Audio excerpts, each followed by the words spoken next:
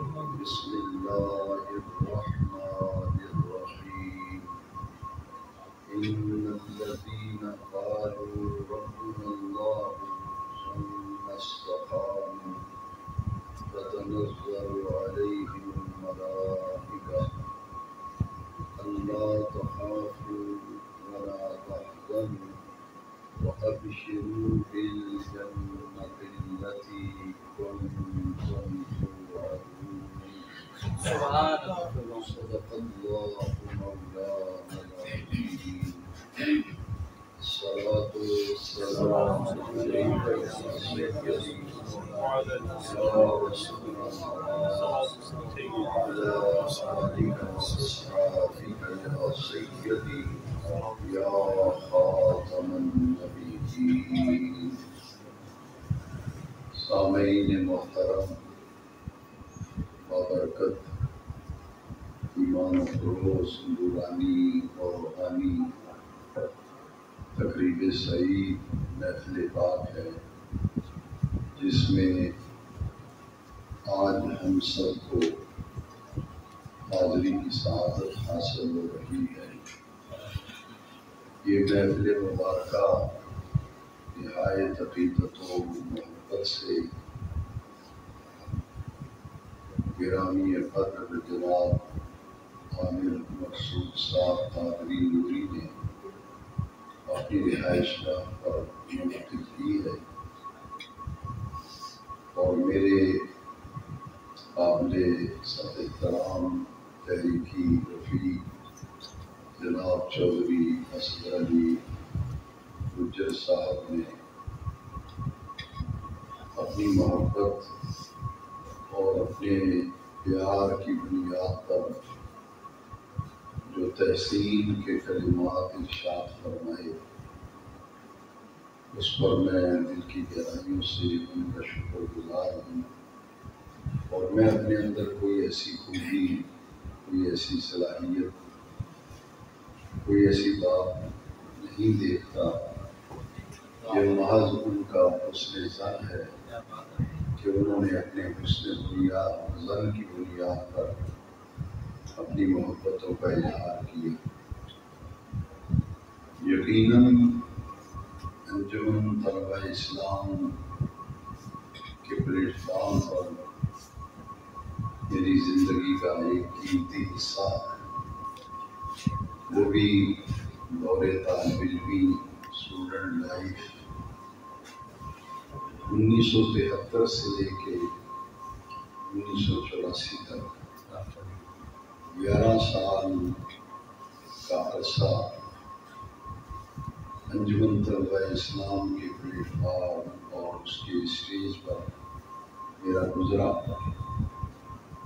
اور اللہ رب العزت نے یہ لطف و کرم فرمایا کہ میں 2 مرتبہ 1982 میں پہلی مرتبہ انجمن طلبہ اسلام کا مرکزی صدر منتخب ہوا، اور پھر دوسری مرتبہ کالجوں، اسکولوں، یونیورسٹیوں کے طلباء نے مجھ پر بھرپور اعتماد کرتے ہوئے 1983 میں پھر دوسری مرتبہ مرکزی صدر منتخب کیا۔ 1982 میں گجرانوالہ میں مرکزی کنونشن منعقد ہوا، اور 1983 میں راولپنڈی میں مرکزی کنونشن منعقد ہوا، جس میں پاکستان کے 4 صوبوں اور آزاد کشمیر کے طلباء یونیورسٹیوں کے، کالجوں کے، اسکولوں کے شریک ہوتے تھے، اور انجمن کے وہ ساتھی جنہیں رکن ہونے کا اعزاز حاصل تھا وہ ووٹ ڈالتے تھے اور صدر منتخب ہوتا تھا۔ 2 مرتبہ مجھ پر اعتماد کیا گیا، میں صدر منتخب ہوا، اور 1984 میں چونکہ میں تعلیم سے فارغ ہو گیا، تعلیم کی تکمیل ہونے کے بعد یقیناً یہ اسٹوڈنٹس کی طلباء کی تنظیم تھی، اس لیے عملی طور پر میں اپنی پریکٹیکل لائف، عملی زندگی میں 1984 میں آیا اور میں نے باقاعدہ اپنی عملی زندگی کا آغاز سیالکوٹ سے کیا۔ اللہ رب العزت کا یہ کرم ہے کہ اس تنظیم میں جو لوگ وابستہ رہے اور جنہوں نے کام کیا، ان کی ایسی تعلیم اور تربیت کی گئی کہ آج جہاں جہاں وہ بیٹھے ہوئے ہیں، جس مقصد کے لیے انجمن طلبہ اسلام قائم کی گئی اور جس مقصد کے لیے انجمن میں وہ شامل ہوئے تھے، آج وہاں بیٹھ کر بھی وہ اسی مقصد کے لیے کام کر رہے ہیں۔ اس وقت پاکستان میں بڑے اعلیٰ عہدوں پر وہ لوگ موجود ہیں، ڈاکٹرز ہیں، وکلاء ہیں، یہاں تک کہ ہائی کورٹ کے چیف جسٹس رہے ہیں، وہ ہمارے انجمن طلبہ اسلام کے ساتھی تھے۔ جناب قاسم خان اب ریٹائر ہو گئے ہیں، وہ ہائی کورٹ کے جج رہے ہیں، چیف جسٹس رہے ہیں۔ میرا ان کے ساتھ بڑا پیار کا رشتہ تھا، ملتان میں تھے وہ، اور طالب علمی کے دور میں ہمارے ساتھ انہوں نے بہت کام کیا۔ الحمدللہ اس وقت بھی اہم عہدوں پر وہ لوگ ہیں۔ مجھے یہ خوشی ہے کہ جس مقصد کے لیے ہم نے یہ گہوارہ تربیت ہمارے اسلاف نے، ہمارے اکابر نے، سابقین انجمن نے قائم کیا تھا، اس مقصد کے لیے وہ لوگ آج بھی کام کر رہے ہیں۔ اور اس میں ہمارا ایک نصب العین تھا، چونکہ یہاں انہوں نے ذکر کیا، میں چاہتا ہوں کہ تمام سامعین کے علم میں یہ بات آ جائے۔ انجمن طلبہ اسلام کا نصب العین تھا کہ طلبہ کے قلوب میں عشق رسول کی شمع روشن کی جائے۔ اس مقصد کے لیے یہ تنظیم قائم ہوئی تھی۔ یونیورسٹی، کالج، اسکول میں جو طلبہ پڑھتے ہیں، ان کے مستقبل کو گنبد خضرا کی مکین سے وابستہ کر دیا جائے اور ان کے دلوں میں حضور کی محبت کو اجاگر کیا جائے۔ الحمدللہ اس مقصد میں ہمیں بڑی کامیابی حاصل ہوئی ہے، اور جن کا لکھا ہوا کلام ابھی آپ نے سماعت کیا، ڈاکٹر ظفر اقبال نوری صاحب راولپنڈی میڈیکل کالج میں وزیر تعلیم تھے، MBBS ڈاکٹر ہیں، اور آج امریکہ میں ایک اسلامک سینٹر جو ہے اس کے ڈائریکٹر ہیں، اور ماشاءاللہ امریکہ میں رہ کر وہ دین کا اعلیٰ سطح پہ کام کر رہے ہیں۔ اللہ رب العزت ان کو صحت و سلامتی اور عافیت کے ساتھ تادیر اسی طرح دین کی خدمت کی توفیق عطا فرمائے۔ آج کی محفل کا عنوان یقیناً آپ نے پڑھ لیا ہے۔ دو نسبتیں آج کی محفل کو حاصل ہیں، اور میں انہی دونوں نسبتوں پر بات کروں گا۔ حضرت سیدنا داتا گنج بخش علی بن عثمان الحجویری رضی اللہ عنہ قدوۃ الاولیاء، آپ کا عرس مبارک جاری ہے، اور اسی سفر کی 25 تاریخ کو مجدد دین و ملت، امام اہل سنت، امام شاہ احمد رضا خان فاضل بریلوی حنفی قادری علیہ رحمت و رضوان، آپ کا عرس مبارک ہے۔ اور آپ کا عرس یوم رضا کے ٹائٹل سے، یوم رضا کے عنوان سے، پوری دنیا میں جہاں بھی مسلک حقہ سے وابستہ لوگ موجود ہیں، وہ اپنے امام کا دن مناتے ہیں، اس لیے کہ امام احمد رضا نے ایک ایسا کام کیا جس کی وجہ سے آج پوری دنیا میں ان کا نام گونج رہا ہے، اور ان کا کام بھی پوری دنیا میں نظر آ رہا ہے۔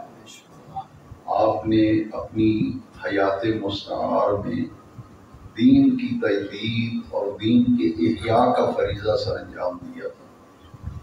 تجدید و احیاء دین، یہ امام احمد رضا کا وہ کارنامہ ہے، جیسا کہ حدیث شریف میں ہے کہ مجدد جو ہوتا ہے وہ 100 سال بعد آتا ہے، مجدد 100 سال بعد پیدا ہوتا ہے، اور اس کی ایک نشانی یہ ہے کہ وہ 2 صدیوں کو پاتا ہے. 1 صدی کا آخری حصہ وہ پاتا ہے اور دوسری صدی کے اوائل میں ان کا انتقال ہو جاتا ہے. میں نے جتنے بھی مجددین کی ہسٹری پڑھی، ان کے حوالے زندگی پڑھے، ان میں یہ بات نمایاں نظر آئی. ہمارے اعلیٰ حضرت امام شاہ احمد رضا خان فاضل بریلوی علیہ رحمہ، آپ نے بھی 2 صدیوں کو پایا ہے. 1 صدی کے آخر میں آپ کی ولادت ہے اور دوسری صدی کے آغاز میں آپ کا وصال ہے.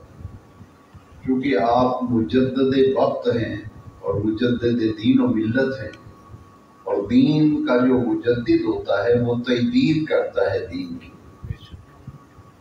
لفظ تجدید اس کو انگلش میں رینیو کہتے ہیں.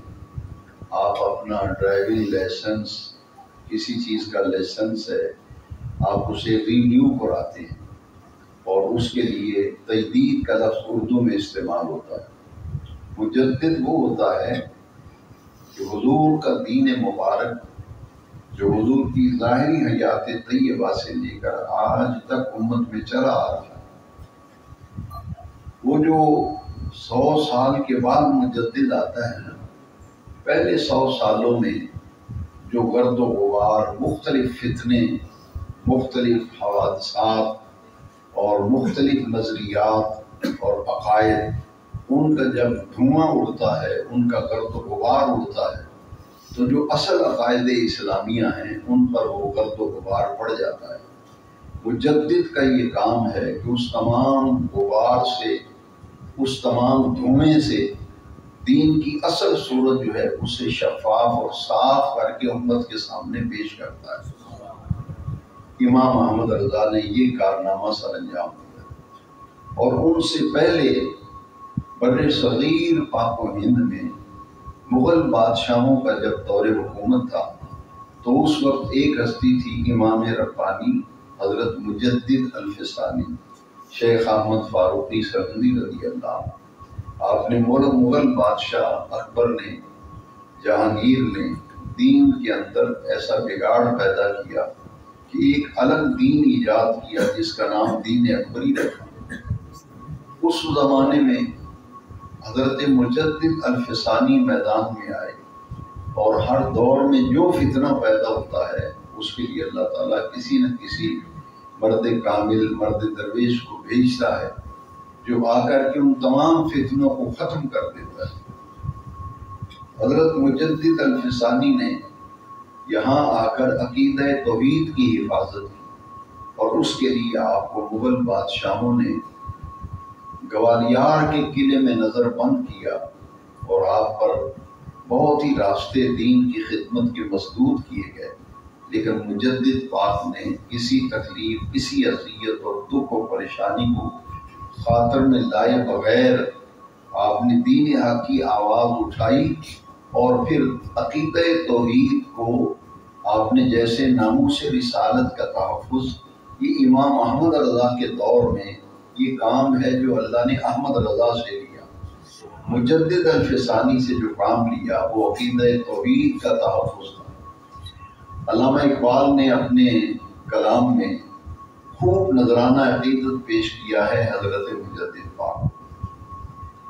اقبال کہتے ہیں کہ گردن نہ جھکی جس کی جہانگیر کے آگے، گردن نہ جھکی جس کی جہانگیر کے آگے، جس کے نفس گرم سے ہے گرمی اقرار. ہند میں وہ سرمایہ ملت کا نگہباں، اللہ نے جسے بر وقت کیا خبردار. اس وقت امام ربانی مجدد الفسانی نے مجددانہ صلاحیتوں سے دین کی خدمت کی، اور انہوں نے بھی یہی فریضہ سر انجام دیا، دین کی تجدید کا، دین کے احیاء کا. جس ہستی کا آج ہم دن منا رہے ہیں یوم رضا کے عنوان سے، یہ شخصیت اس دور میں پیدا ہوئی جب ہندوستان کی سرزمین پر انگریز کے کچھ چاہنے والے اور انگریز کے کچھ پالتو لوگ وہ دلوں سے عظمت رسالت نکالنے کے لیے کام کر رہے تھے، اس کے لیے کتابیں لکھی جا رہی تھیں، جلسے کیے جا رہے تھے۔ علامہ اقبال نے بھی اپنے کلام میں اس کی طرف اشارہ کیا ہے کہ وہ فاقہ کش جو موت سے ڈرتا نہیں ذرا، روح محمد اس کے بدن سے نکال دیا۔ انگریز نے ایک چال چلی تھی کہ مسلمان کو اگر شکست دینی ہے نا تو اس کے لیے ایک کام کرو کہ ان کے دلوں سے حضور کی محبت کو نکال دو، حضور کا عشق نکال دو۔ روح محمد یعنی اپنے آقا سے جو ٹوٹ کر محبت کرتا ہے مسلمان، عشق رسول، محبت رسول، احترام رسول، عزت رسول، ان کے دلوں سے نکال دیا جائے تو یہ ایک مردہ قوم ہوگی۔ اسی لیے ہندوستان میں جب بہت سے لوگ اس کام کے اوپر لگے ہوئے تھے تو اس وقت جدھر بھی ہندوستان میں نظر ڈالی جاتی تھی گستاخیوں کا دھواں نظر آتا تھا۔ جہاں بھی دیکھتے تھے محراب و ممبر سے گستاخیوں کا دھواں اڑتا ہوا دکھائی دیتا تھا۔ ایسے میں اللہ کریم نے ہندوستان کا ایک شہر، بریلی کوئی مسلک نہیں، بریلوی نہ کوئی عقیدہ ہے، عقیدہ اور مسلک ہے اہل سنت و جماعت۔ ہم نے بریلوی نسبت کو اس لیے قبول کیا کہ ہماری نسبت اس عاشق رسول کے ساتھ لوگ کرتے ہیں جنہوں نے نبی کریم علیہ السلام کے ناموس کے تحفظ کے لیے، عشق مصطفیٰ کے فروغ کے لیے اور چار دانگ عالم میں محبت رسول کی خوشبو کو بکھیرنے والی شخصیت کا نام امام احمد رضا۔ ہم نے اس نسبت کو قبول کر لیا کہ چلیں اچھا ہے۔ جیسے ملتانی ملتان میں رہنے والا، لاہوری لاہور میں رہنے والا ہے جی۔ اب یہ جو اسی طرح بریلوی تو وہ ہے جو بریلی شہر میں رہتا ہو کہ وہاں اس نے تعلیم حاصل کی ہو، لیکن ہم یہ کہتے ہیں کہ اس شہر میں ہمارا امام پیدا ہوا، ہمارے امام کا مزار وہاں ہے، ان کا آستانہ وہاں ہے، ان کا دارالعلوم وہاں ہے، ان کا ادارہ وہاں ہے۔ چلو ہماری نسبت اچھی شخصیت کے ساتھ ہوئی ہے اس لیے ہم نے اسے قبول کر لیا، ورنہ مسلک کیا ہے ہمارا؟ اہل سنت و جماعت۔ تو امام احمد رضا نے جو کام کیا، دیکھیے اس کی ایک مثال میں دوں گا۔ ڈاکٹر اقبال اور اعلیٰ حضرت کا ایک دور ہے، ہم عصر ہیں، اور تیسری شخصیت حضرت سیدنا پیر مہر علی شاہ صاحب گولوی رحمۃ اللہ علیہ، یہ بھی اعلیٰ حضرت کے ہم عصر ہیں، تینوں شخصیات۔ اب یہاں اس لیے میں ذکر کرنا چاہوں گا کہ بات کو سمجھنا آسان ہو جائے کہ یہ جو بریلوی کا لفظ استعمال لوگ کرتے ہیں یہ اصل میں اہل سنت و جماعت مسلک، اس سے جو لوگ وابستہ ہیں، اس عقیدے کی ترجمانی بر صغیر پاک و ہند میں امام احمد رضا بریلوی نے کی تھی۔ وہ ہمارے عقیدے کے ترجمان تھے، ہمارے عقیدے کا تحفظ کیا، ہمارا ایمان بچایا، اس لیے ہمیں ان سے عقیدت ہے، محبت ہے، ہمارے دلوں میں امام احمد رضا بستے ہیں۔ ایک میں مثال دوں گا، ہندوستان میں ایک کتاب لکھی گئی جس میں یہ لکھا گیا کہ اگر نماز میں نبی کریم صلی اللہ علیہ وسلم کا خیال آ جائے، نماز پڑھتے ہوئے حضور کا خیال آ جائے تو یہ عقیدہ توحید کے منافی ہے، بس اللہ کا ہی خیال ہونا چاہیے۔ حضور کا خیال نماز میں آنے سے عقیدہ توحید پہ زد پڑتی ہے۔ اور اس میں جو لفظ استعمال کیے گئے وہ تو زبان سے ادا کرنا بھی میں مناسب نہیں سمجھتا، لیکن یہ کہا گیا کہ حضور کا خیال لانے سے بہتر یہ ہے کہ بیل گائے گدھے کا خیال لایا جائے۔ یہ جب کتاب لکھی گئی تو میں بڑی توجہ چاہوں گا آپ کا کہ جرمن کے ایک اسکالر جو ہیں وہ اسلام پر ریسرچ کر رہے تھے، دین اسلام پر، تو انہوں نے جب اس کتاب کو ان کی طرف بھیجا گیا، انہوں نے انگلش ٹرانسلیشن کرائی اور پھر جرمن زبان میں اس عبارت کو پڑھا تو وہ جرمن اسکالر جو مسلمان نہیں تھے وہ لرز گئے اور کانپ گئے۔ انہوں نے اس زمانے میں ڈاکٹر اقبال کو خط لکھا تھا، جیسے ایک وقت میں اگر دو چوٹی کے عالم ہوں تو کسی جگہ سے کوئی فتنہ سامنے آئے تو ان کی طرف خط لکھیں گے کہ آپ کے شہر سے ہی، آپ کے ملک میں یہ کتاب چھپی ہے یا تحریر ہے، اس کے بارے میں آپ کی کیا رائے ہے؟ ڈاکٹر اقبال کو جرمن اسکالر نے خط لکھا کہ یہ ہندوستان آپ کا ملک ہے، یہاں سے ایک کتاب آئی ہے اور اس میں یہ لکھا ہے، تو آپ کا کیا خیال ہے؟ آپ مسلمانوں کے شاعر ہیں، اسکالر ہیں اور فلاسفر ہیں، تو آپ اس بارے میں کیا کہتے ہیں؟ اقبال ان دنوں بیمار تھے اور ان کی زندگی کے آخری ایام تھے۔ جب وہ خط آیا جرمن اسکالر کا تو وہ کتاب وہ بھی منگوائی علامہ اقبال نے، کتاب کی عبارت پڑھی، خط پڑھا، تو ڈاکٹر اقبال جو ہے وہ بستر مرگ پہ جو ہے عدالت کے مرض پہ بستر پہ تھے، تو ایک دم تڑپ گئے کہ یہ کیا معاملہ ہے؟ ہم تو کہتے ہیں کہ ہماری نماز ہی مکمل نہیں ہوتی جب تک حضور کا خیال نہ آئے۔ تو اقبال نے پھر ایک جب جواب دیا نا جرمن اسکالر کو، تو چونکہ شاعر تھے انہوں نے اپنے کلام کے اشعار کے ذریعے جواب دیا۔ انہوں نے کہا کہ یہ جو آپ نے میری طرف ریفرنس بھیجا ہے اس پر میں تبصرہ کرتا ہوں کہ ہمارا ایمان یہ ہے کہ ذوق تیرا اگر نہ ہو میری نماز کا ایمان، ذوق تیرا اگر نہ ہو میری نماز کا ایمان، میرا قیام بھی حجاب، میرا سجود بھی حجاب۔ نعرہ تکبیر، نعرہ رسالت، نعرہ رسالت، نعرہ حیدری۔ میرا شوق تیرا اگر نہ ہو میری نماز کا ایمان، میرا قیام بھی حجاب، میرا سجود بھی حجاب۔ اقبال نے کہا کہ ہمارا سیدھا سا جواب ہے کہ ہماری تو بھائی نماز مکمل نہیں ہوتی جب تک تصور مصطفیٰ نہ آ جائے، حضور کے احترام اور حضور کی عزت جب دل پر غالب ہوتی ہے تو یہ ہماری نماز کی قبولیت کی سند مل جاتی ہے۔ ایسے ہی بہت سی ایسی باتیں بر صغیر پاک و ہند میں کتابوں کے ذریعے سامنے آنے لگی، تو امام احمد رضا نے ان تمام خرافات سے بدعقیدگی کے سیلاب کے آگے بند باندھا امام احمد رضا، اور ہر اس عقیدے کا تحفظ کیا جس عقیدے پر انگلی اٹھائی جا رہی تھی، جس عقیدے کے خلاف کتابوں پہ کتابیں لکھی جا رہی تھی، ان کا تحفظ تنہ تنہا پھر بریلی کی سرزمین پہ بیٹھ کر امام احمد رضا نے کیا۔ اس کی میں چند مثالیں عرض کروں گا کہ امام احمد رضا نے اپنی زندگی میں 1000 کتابیں تصنیف فرمائی ہیں۔ کتنی کتابیں؟ 1000 کتابیں امام احمد رضا نے اپنی زندگی میں تصنیف و تعریف کے ذریعے عقائد اسلامیہ کے تحفظ کے لیے 1000 سے زائد کتاب لکھی۔ اور پھر یہ دیکھیے کہ امام احمد رضا کا جو علم فقہ پر عبور حاصل تھا، ویسے تو ہمارے امام احمد رضا 55 علوم کے شہنشاہ و بادشاہ تھے۔ بعض علماء نے 56 علوم گنوائے ہیں۔ 56 علوم کا شہنشاہ اور بادشاہ تھا امام احمد رضا۔ اور میرا یہ ایمان ہے کہ اللہ تبارک و تعالی جس بندے سے دین کا کام لینا چاہتا ہے، جس سطح کا کام لینا چاہے، اس سطح کا اللہ اسے علم بھی عطا کرتا ہے۔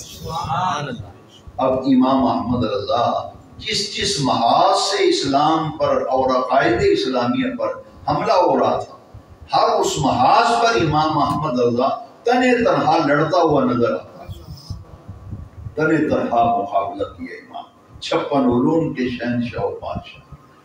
آج دیکھیے امام احمد رضا نے جو قرآن مجید کا ترجمہ کیا ہے، کنز الایمان فی ترجمۃ القرآن، ایسا عظیم النظیر، بے مثال اور لاجواب ترجمہ ہے قرآن مجید کا اردو ترجمہ، جس میں تقدیس الوہیت اور ناموس رسالت کا تحفظ ایک ایک حرف سے ظاہر ہو رہا ہے۔ آپ امام احمد رضا کا ترجمہ پڑھیں اور تقدیس الوہیت کا بھی لحاظ رکھا گیا اور عزت رسول کا بھی جگہ جگہ پہ خیال کیا گیا۔ لہذا امام احمد رضا کے اتنے احسانات ہیں ملت اسلامیہ پر کہ ہم ان کے احسانات کے نیچے دبے ہوئے ہیں، ہم کبھی بھی ان کے احسانات سے عہدہ برا نہیں ہو سکتے۔ اس کی زندہ مثال امام کا ترجمہ ہے کنزُ الایمان فی ترجمۃ القرآن۔ اس وقت مارکیٹ میں جتنے بھی ترجمے ہیں آپ وہ نکال کر ٹیبل پہ رکھیں اور انہی آیات کا تقابل امام احمد رضا کے ترجمے سے کریں تو آپ کا دل کہے گا کہ امام احمد رضا کا ترجمہ جس میں الوہیت کے تقدس کو بھی ملحوظ خاطر رکھا گیا ہے اور ناموس رسالت کا بھی تحفظ کیا گیا ہے، اس پر کوئی زیادہ گفتگو کرنے سے طوالت کا اندیشہ ہے۔ میں اختصار کے ساتھ عرض کرتا ہوں، اور آپ جو نعتیہ دیوان ہے، آج جتنی بھی آپ کو نعتیہ کلام ملتے ہیں، ہر نعتیہ کلام پر کوئی نہ کوئی اعتراض وارد ہوتا ہے۔ بڑے بڑے علماء پھر گرفت کرتے ہیں کہ یہ کلام جو ہے یہ حضور کی شان سے فروتر ہے۔ اس کی ایک مثال میں ضرور دوں گا کہ اعلیٰ حضرت کی زندگی کا ہی ایک واقعہ، اگر ان کی زندگی کا یہ واقعہ ہے تو اب تو قرب قیامت ہے نا، اب تو ہر آدمی شاعر ہے، جس کو کچھ شاعری کے پتہ ہی نہیں اس کی صنف کیا ہے، طریقہ کیا ہے، وہ بھی کہتا ہے میں نے جی نیا کلام لکھا ہے، میں اپنا آج کلام آپ کو اپنا کلام سناؤں گا، بھئی اس کا نہ ردیف ہے نہ کافیہ ہے کوئی، اور وہ کہتا ہے کہ میں بہت بڑا شاعر بن گیا۔ امام احمد رضا کے دور میں ایک شاعر ان کی خدمت میں آیا اور وہ بڑا مشہور شاعر تھا، اطہر نام تھا شاعر کا، اطہر۔ ہاپوڑ انڈیا کا ایک شہر ہے، ہاپوڑ اسٹیشن ہے۔ دہلی سے جب بریلی شریف جائیں، میں 1985 میں بریلی شریف حاضر ہوا تو راستے میں یہ اسٹیشن میں نے دیکھا تھا، ہاپوڑ اسٹیشن ہے، ایک شہر ہے، وہاں کے شاعر تھے اطہر، ان کا نام تھا اطہر ہاپوڑی، اور اچھے کلام لکھتے تھے۔ وہ اعلیٰ حضرت کے پاس آئے کہ انہوں نے کہا کہ میں نے ایک نعت شریف لکھی ہے اور آپ اس نعت شریف کو میں آپ کو سنانا چاہتا ہوں، کہ آپ بھی شاعر ہیں، نعتیں لکھتے ہیں، میں نے بھی لکھی ہے، میرا بھی کلام سنیں۔ اعلیٰ نے کہا پڑھیے۔ تو جب انہوں نے کلام پڑھا نا تو وہ مدینہ شریف کا نقشہ کھینچا کہ حضور کے روضہ اطہر پر، جو لوگ مدینہ شریف حاضری دے چکے ہیں وہ ذرا تصور کریں کہ حضور کے روضہ اطہر جالی مبارک کے سامنے کھڑے ہو کر جب سلام پڑھا جاتا ہے تو انہوں نے اس کی منظر کشی کی ہے اطہر ہاپوڑی نے، کہ کب ہے درخت حضرت والا کے سامنے، حضرت والا نبی پاک صلی اللہ علیہ وسلم، کب ہے درخت حضرت والا کے سامنے، چونکہ جب روزہ مبارک جالیوں کے سامنے سلام پڑھا جاتا ہے، ایسے جامد و ساکت آدمی ادب میں کھڑا ہوتا ہے، حرکت نہیں کرتا، ایسے لگتا ہے جیسے درخت ہے، حرکت ہی نہیں کرتا۔ تو وہ کہتے ہیں کب ہے درخت حضرت والا کے سامنے، مجنوں کھڑے ہیں خیمہ لیلا کے سامنے۔ اب یہ جو شعر ہے اس میں کیا کیا کہ حضور کے روضہ اطہر کو خیمہ لیلا سے تشبیہ دی، اور جو سلام پڑھنے والے ان کی تشبیہ کن سے دی؟ مجنوں سے۔ لیلا مجنوں کا قصہ کہ یہ جی حضور کا جو گنبد خضرا ہے، جس حجرے میں حضور تشریف فرما ہے، اسے خیمہ لیلا سے تشبیہ دی، اور جو سلام عرض کرنے والے، درود شریف پڑھنے والے، انہیں تشبیہ دی مجنوں سے۔ اعلیٰ حضرت نے فوراً روکا اور ٹوکا۔ آج اگر کسی ایسے کلام پڑھنے والے کو روکے تو وہ ناراض ہو جائے گا، وہ باہر نکل کے گالیاں دے گا، کہے گا یہ بڑا عالم آ گیا، اس نے دیکھیں، اور میں نے تو یہ بڑے بڑے فلاں کلام پڑھا ہے، فلاں حال میں پڑھا تھا، فلاں جگہ پڑھا تھا۔ لیکن اس زمانے میں لوگ اچھے تھے، کسی کی اصلاح کی جاتی تھی وہ قبول کرتے تھے۔ اعلیٰ حضرت نے وہاں روک دیا، فرمایا کہ آپ نے جو شعر پڑھا ہے یا لکھا ہے یہ حضور کی شان سے فروتر ہے۔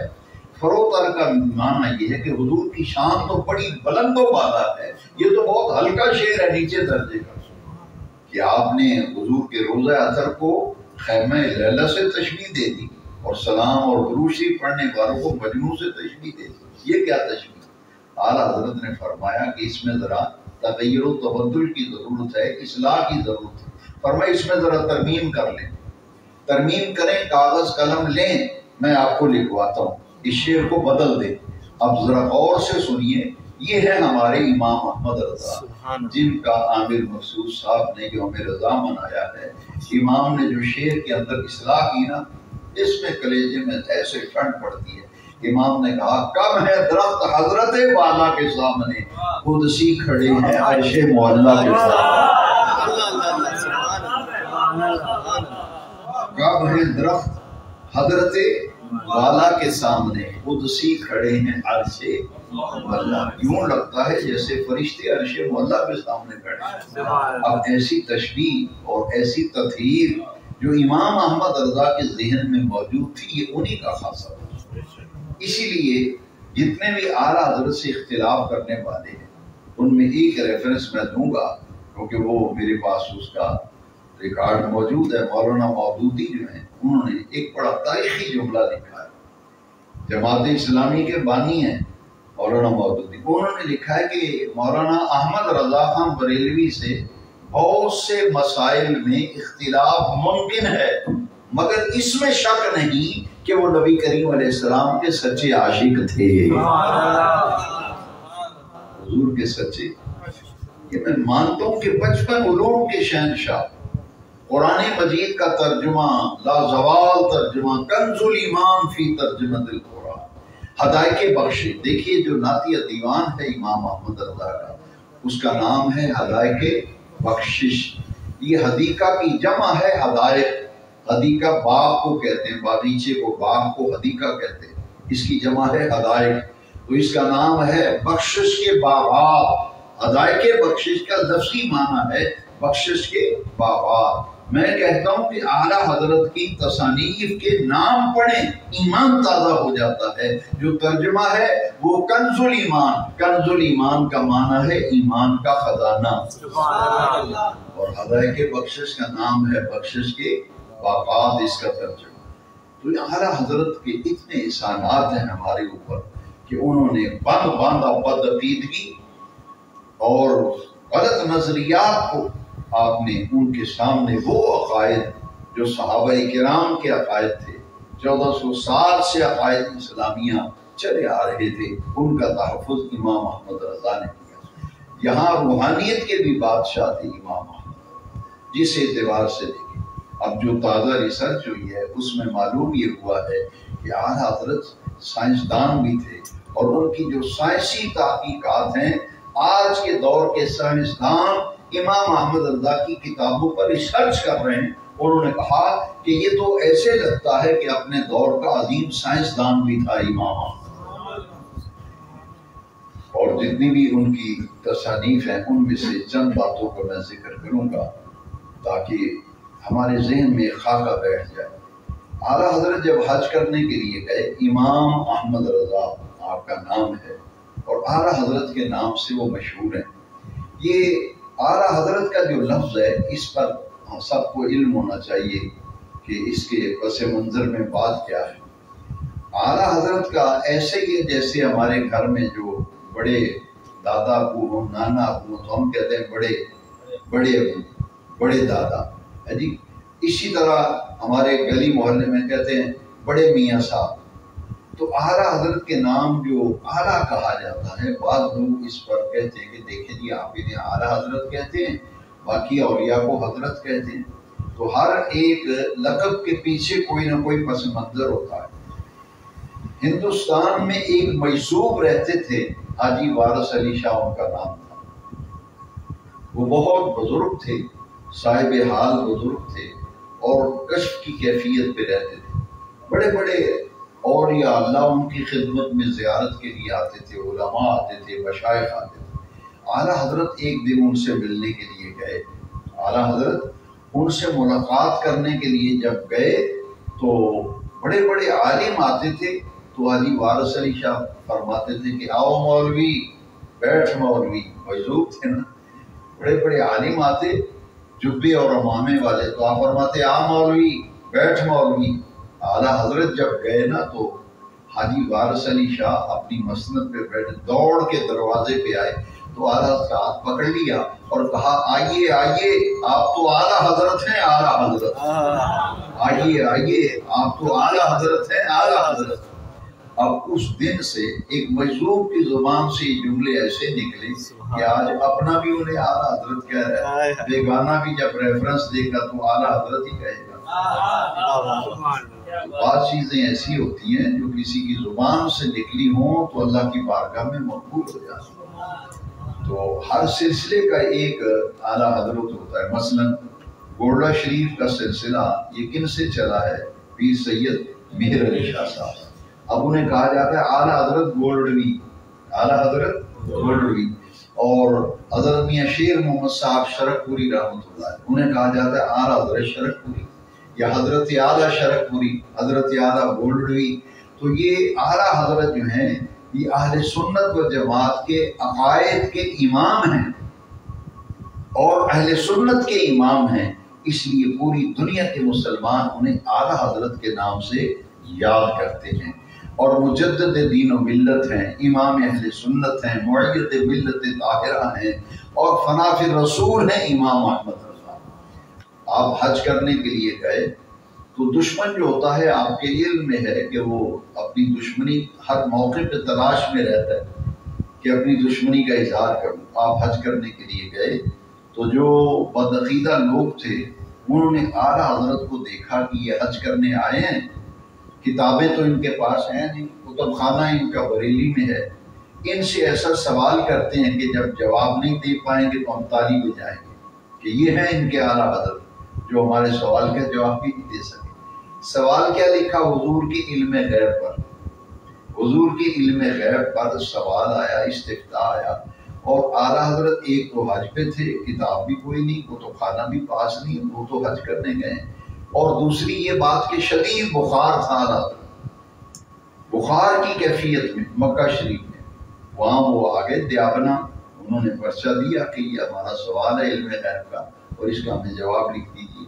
اعلیٰ حضرت نے وہ لے لیا کاغذ اور آپ نے 8 گھنٹے کے اندر، 8 گھنٹے میں کئی 100 صفحات پر اس سوال کا جواب لکھ دیا. 8 گھنٹے میں 450 صفحات پر سوال کا جواب لکھا علم غیب پر. اور لطف کی بات یہ ہے کہ وہاں ہر ریفرنس کوڈ کیا ہوا ہے کہ یہ فلاں کتاب کے فلاں باب میں اور فلاں اس کا ذیلی باب جو ہے اس میں فلاں میں یہ بات لکھی. سارے ریفرنس بھی کوڈ کر دیے، کتاب بھی لکھ کے دے دی. اور کتاب اردو میں نہیں لکھی، عربی زبان میں، عربی زبان میں کتاب، سوال کا جواب عربی زبان میں لکھا. 8 گھنٹے بعد انہیں بلایا، ان کا لیجیے یہ آپ کا جواب ہے. اور وہ ایک پوری کتاب ہے 450 صفحات کی، مارکیٹ میں ملتی ہے آپ کو. حضرت داتا صاحب رحمۃ اللہ علیہ کے مزار شریف سے نکلیں تو گنج بخش روڈ پہ وہ کتابوں کی دکانیں ہیں، وہاں سے آپ کو مل جائے گی 450 صفحات پر. اور نام جو رکھا ہے اعلیٰ حضرت کی، ہر کتاب کی ایک خوبی ہے کہ جس کتاب کا نام آپ پڑھیں تو نام پڑھنے سے معلوم ہو جائے گا کہ یہ کتاب کس موضوع پہ لکھی گئی ہے. اور اگر اس کے عدد نکالیں گے تو جس سن میں کتاب لکھی گئی ہے اس کے عدد نکلیں گے. اس کتاب کا جو اعلیٰ حضرت نے نام لکھا ہے نا، وہ صاحب علم لوگوں کے لیے بڑی ہی ایک قیمتی بات ہے. آپ نے نام رکھا الدولۃ المکیہ بالمادۃ الغیبیہ. کتاب کا نام بتاتا ہے کہ یہ مکہ مکرمہ میں لکھی گئی، علم غیب کے موضوع پہ لکھی گئی. اور اس کی عدد نکالے تو جس سن میں کتاب لکھی گئی تھی وہ عدد نکلتے ہیں. اور ان بیچاروں کو جو علمی یتیم ہیں، یہ تو اعلیٰ حضرت کی کتابوں کا نام نہیں پڑھ سکتے. میں حیران ہوتا ہوں کہ اگر ان کے سامنے میں اعلیٰ حضرت کی کوئی کتاب لا کے رکھ دوں کہ اس کا نام، اور اعلیٰ حضرت کی تمام کتابوں کے نام عربی کے اندر ہیں، میں ان سے کہتا ہوں کہ میں کتاب لا کے رکھتا ہوں، آپ اس کا نام ہی پڑھتے ہیں، ٹائٹل ہی پڑھتے ہیں. تو ان بیچاروں کو کیا پتا کہ اعلیٰ حضرت کا مقام کیا تھا. ساری خوبیاں، بہت سے فضائل اور مناقب امام احمد رضا کے. 1000 کتاب میں نے آپ سے عرض کی. بعض لوگ کہتے ہیں کہ ختم نبوت کے حوالے سے بہت مس گائیڈ کیا جاتا ہے. ان میں سے ایک بات یہ کی جاتی ہے کہ بریلی کے مولانا احمد رضا نے ختم نبوت پہ کوئی کام نہیں کیا. کیا کام کیا ہو؟ میں چاہتا ہوں کہ آپ سب کے علم میں ہو، اعلیٰ حضرت نے کئی کتابیں لکھی ہیں مسئلہ ختم نبوت پہ. مرزا قادیانی کے دجل پر، اس کے فریب پر، اس کے کفر و ارتداد پر امام احمد رضا کی قیمتی تصانیف موجود ہیں. مگر ایک کتاب کا نام خاص طور پر میں آپ کو بتانا چاہتا ہوں جو امام احمد رضا کی زندگی کی آخری تصنیف ہے. 1921 میں وصال ہوا ہے امام احمد رضا. اب 2024 جا رہا ہے. 1921 میں میرے امام کا انتقال ہوا ہے اور 1921 میں آخری سال میں یہ کتاب لکھی، اور یہ آخری کتاب جو ہے یہ کس کے بارے میں ہے؟ فتنہ قادیانیت، فتنہ مرزائیت، فتنہ انکار ختم نبوت، اس کی سرکوبی کی گئی اور عقیدہ ختم نبوت کو قرآن و حدیث کی روشنی میں واضح کیا گیا۔ مرزا قادیانی کے دجل اور اس کے فریب اور اس کی کفر و ارتداد پر لاسوال دستاویز ہے یہ کتاب جو امام احمد رضا نے اپنی زندگی کی آخری کتاب لکھی ہے۔ اس کے بعد آپ کا وصال ہو گیا۔ میں صرف کتاب کا نام آپ کو بتاؤں گا تاکہ آپ کو اندازہ ہو جائے۔ ایک کتاب کا نام ابھی میں نے بتایا، آپ کا نعتیہ کلام اس کا نام بتایا، ترجمہ قرآن کا نام بتایا، اب اس کا نام ذرا سن لیں، کیسا پیارا نام ہے جو قادیانیت کے خلاف اور عقیدہ ختم نبوت کے تحفظ میں نہیں۔ اس کا نام ہے الجراد الدیانی علی المرتد القادیانی۔ نام اتنا پیارا ہے، جس سن میں کتاب لکھی گئی ہے وہ عدد نکلتے ہیں، اور نام بالکل جراز کہتے ہیں تلوار کو، جراز کہتے ہیں تلوار کو، اور دیان اللہ کا اس میں صفت ہے۔ یہ مسجدوں میں جو اسماء الحسنی محراب پہ لکھے ہوتے ہیں نا، اس میں وہاں کھڑے ہو کے غور سے دیکھیں گے اللہ تعالیٰ کے صفاتی ناموں میں سے ایک نام ہے دیان، الجراز الدیانی، یعنی خدائی تلوار۔ الجراز الدیانی کا معنی کیا ہے؟ خدائی تلوار علی المرتد القادیانی، قادیانی مرتد کے سر پر خدائی تلوار۔ وہ تلوار آج تک قادیانیوں پہ لٹک رہی ہے، اور میرا یہ ایمان ہے، میں نے اعلیٰ حضرت کی ان تصانیف کو پڑھا، میں اس نتیجے پر پہنچا ہوں کہ امام احمد رضا نے اتنی زبردست ختم نبوت کے عقیدے کو قرآن و حدیث سے ایسے اجاگر کیا، اور مرزا قادیانی کے کفر اور ارتداد پر ایسے ٹھوس دلائل دیے ہیں کہ وہ تلوار آج تک لٹک رہی ہے، اور فتنہ قادیانیت کے تابوت کے اندر آخری کیل جو ٹھونکا تھا وہ امام احمد رضا نے یہ کتاب لکھ کر کیل ٹھونک دیا تھا۔ اتنی بڑی شخصیت ہے امام احمد رضا، فاضل و محدث بڑے۔ ایک بات اگر نہ کروں تو بیان جو ہے اس کے اندر میں یہ سمجھوں گا کہ اصل بات جو بیان کرنی تھی وہ رہ گئی۔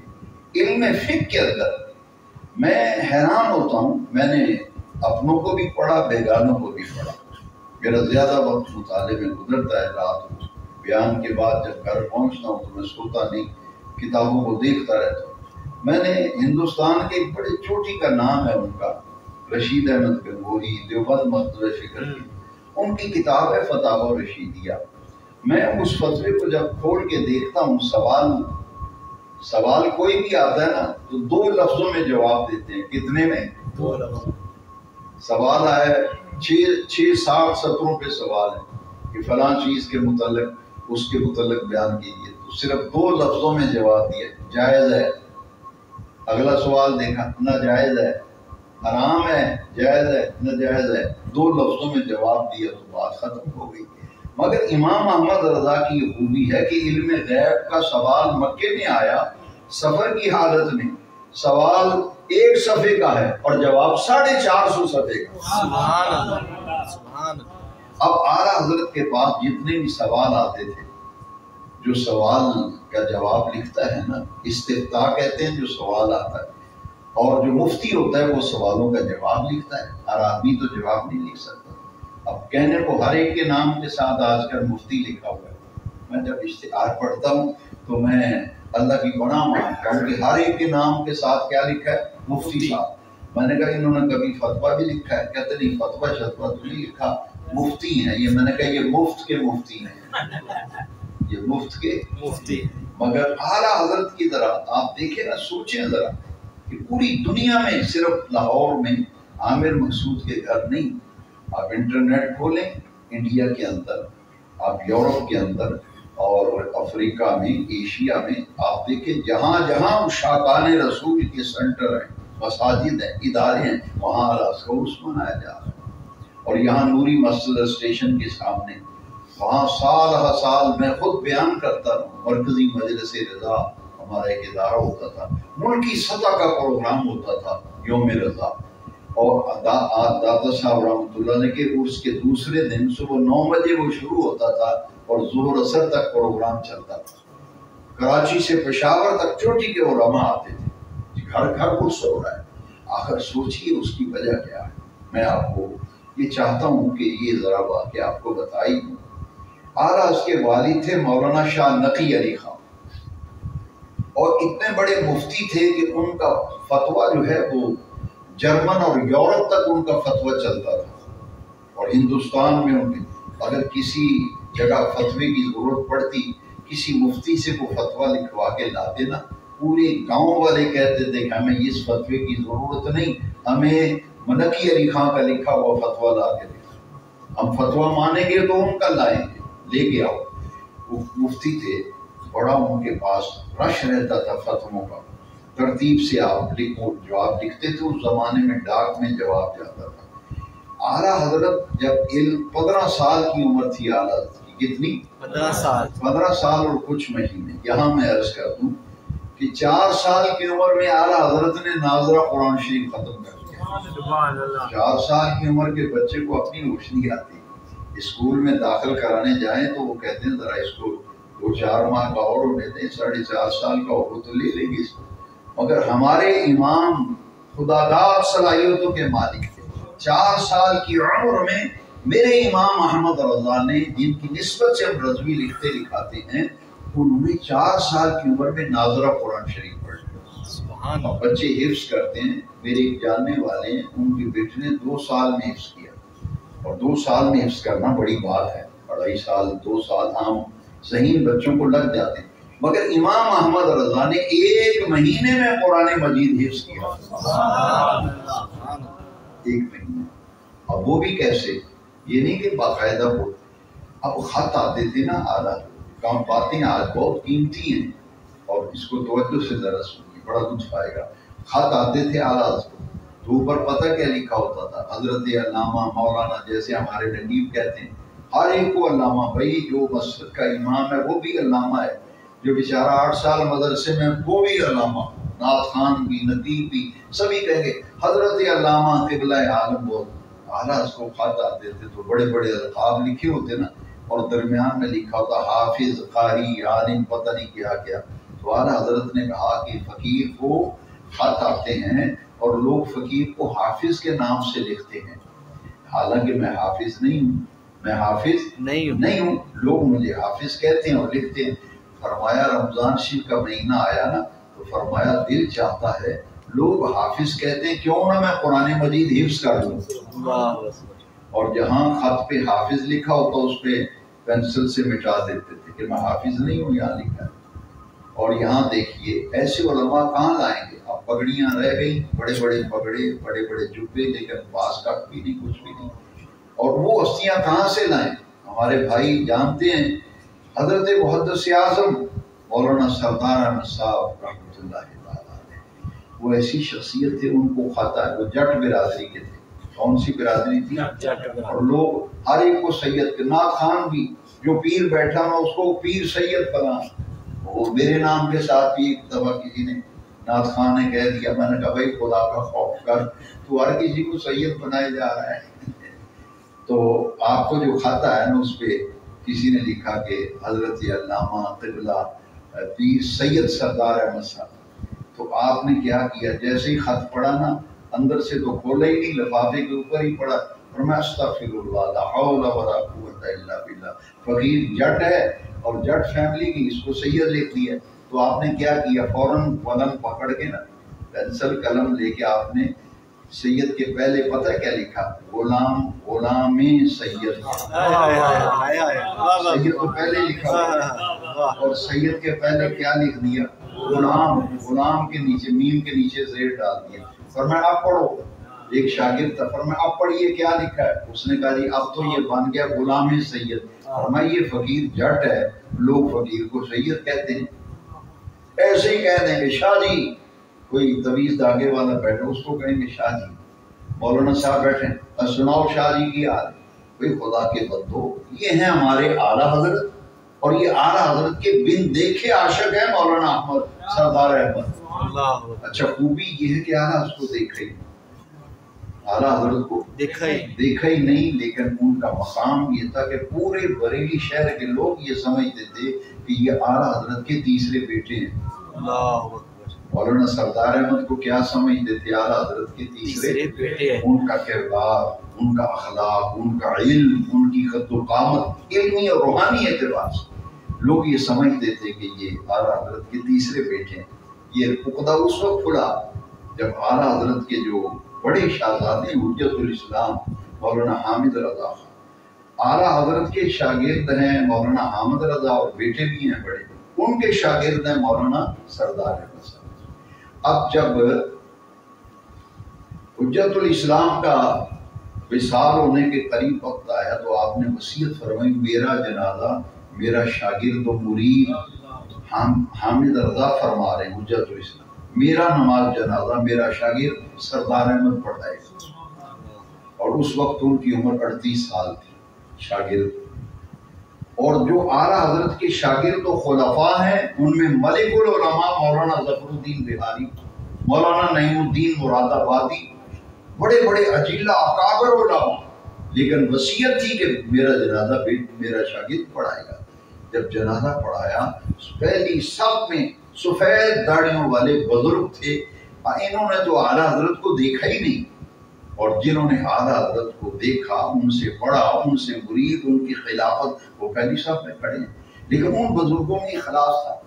आज तो मौलवी साहब नाराज हो जाते हैं, लो जी मैं बड़ा, मैंने पीछे खलोता दे मुंडे लोग खिलाफ देता। लेकिन अल्लाह की इज्जत की कसम है कि अल्लाह वाले जो है इनकी बातें निराली, किसी ने एतराज नहीं, किसी शागिर्द और खलीफा ने इतराज नहीं किया कि भाई हम आला हजरत के मुरीद और खलीफा और शागिर्द, ये सरदार अहमद इनका पढ़ा है मौलाना हामिद रज़ा का, ये जनाजा पढ़ा है तो हम कहाँ जाएं। लेकिन सब ने कहा कि ये शागिर्द से उस्ताद की मोहब्बत और मुरीद पे पीर को फख्र है, इसीलिए उनको कहा कि मेरा जनाजा ये पढ़ा। हमारे दो दीनी भाई यहाँ बैठे हैं, फारूक साहब, इकबाल साहब, इनके वालिद साहब जो थे हाजी रहमतुल्लाह साहब रहमतुल्लाह अलैह, वो मुहद्दिस आज़म के मुरीद थे। है जी, ऐसे लोग अब नहीं मिलते, वो मुझे उनकी बातें बताया करते थे। अब अंदाजा लगाएं कि ये जब जनाजा पढ़ाया तो लोगों ने कहा कि ये आला हज़रत के तीसरे साहबजादे हैं जिन्होंने जनाजा पढ़ाया है। उस दिन लोगों ने कहा नहीं, आला हज़रत के साहबजादे नहीं है, ये तो हुज्जतुल इस्लाम के शागिर्द और मुरीद हैं, इन्होंने तो आला हज़रत को देखा ही नहीं।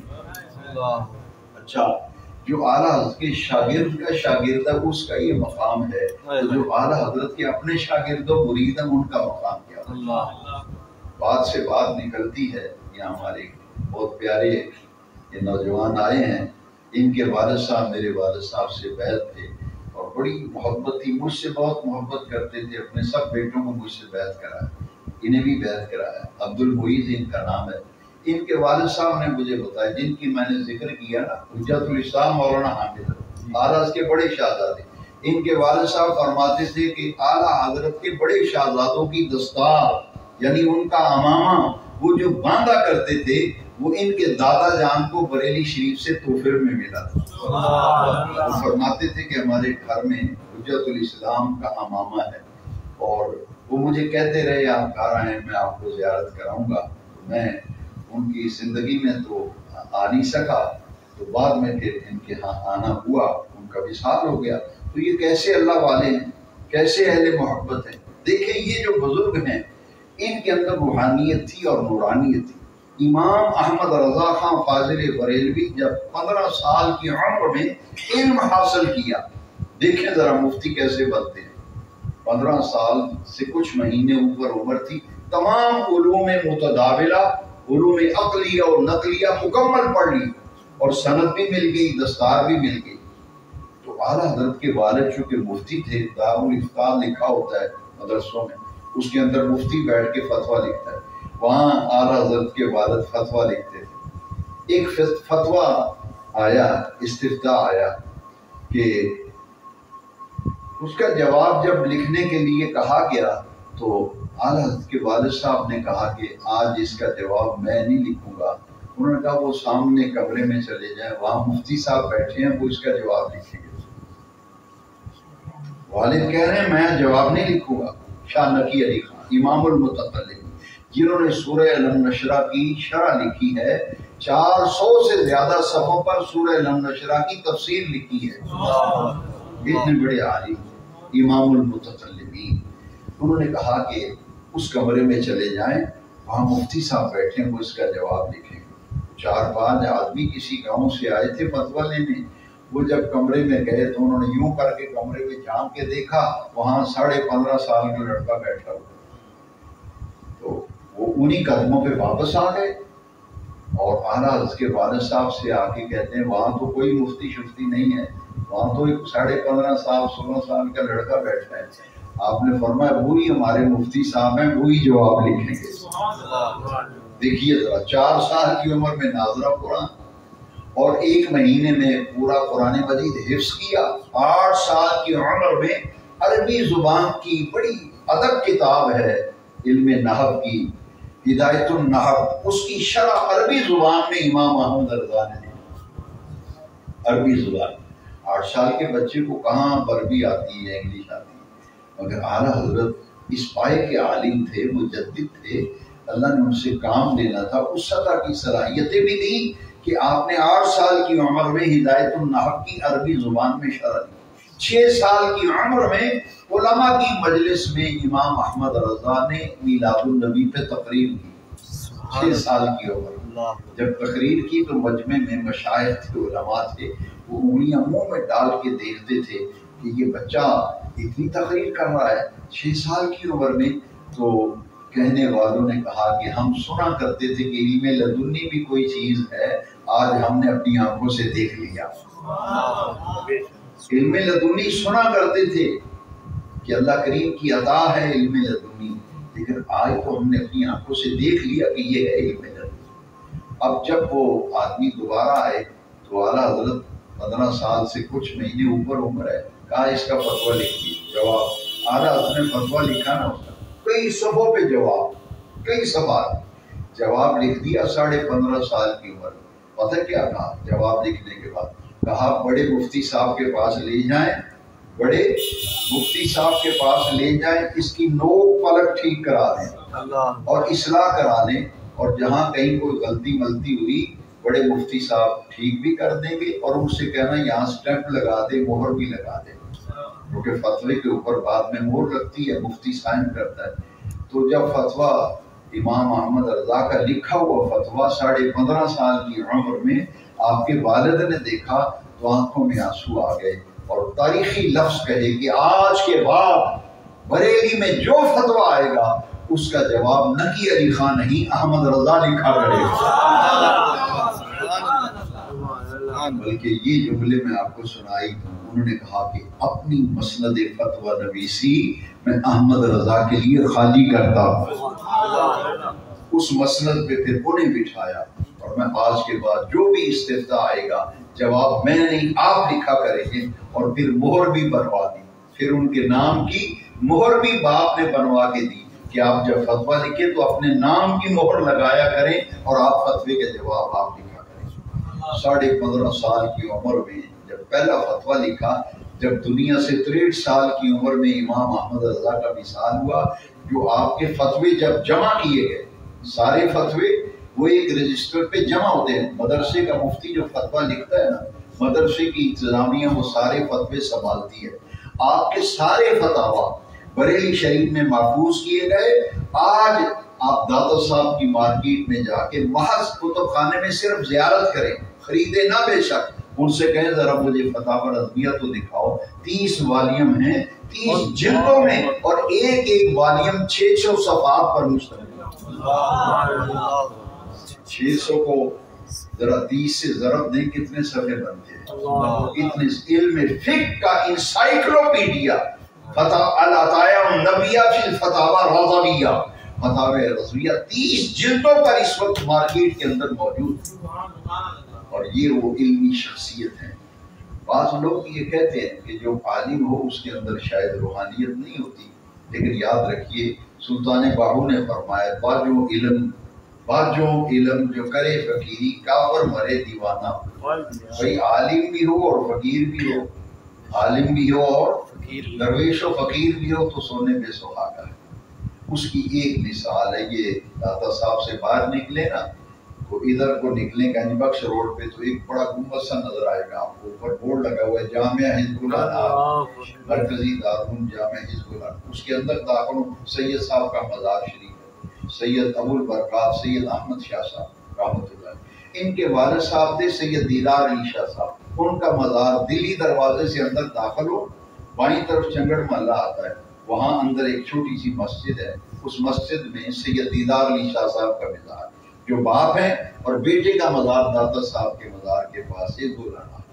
یہ سید دیدار علی شاہ صاحب یہ الور سے آئے تھے، ریاست الور انڈیا کی، پاکستان بننے سے بہت پہلے یہ دلی دروازے کے پاس ایک مسجد تھی، وہاں تشریف لائے، مفتی تھے اور مدرسہ بنایا حزب اللہ۔ اس محلے میں اعلیٰ حضرت کا ایک مرید رہتا تھا، اس نے سید دیدار علی شاہ صاحب سے کہا کہ میں اپنے پیر صاحب سے ملنے جا رہا ہوں بریلی شریف، تو میری خواہش ہے آپ بھی میرے ساتھ چلیں، میرے پیر صاحب سے ایک دفعہ مل کے تو دیکھیں۔